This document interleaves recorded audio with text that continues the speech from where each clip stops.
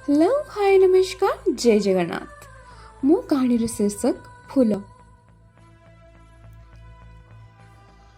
भौरटा अईठा करदेलाटी फूलटाकू। फूलटा भी केमिति देह देखैदेला।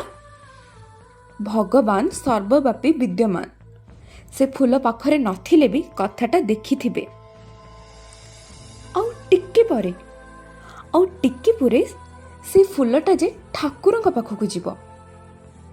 कि अजब कथा, फूल हसुची।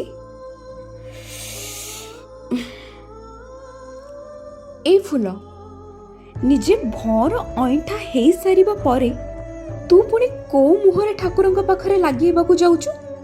छी, अति सुंदर आ निरीह कंठरे फूलटी कहला,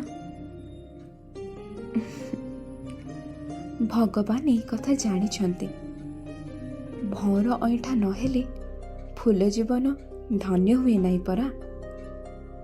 भौरर छुआ पाइबा परे ठाकुरଙ୍କ पाखକୁ गले मो फूल जीवन धन्य हो जाए।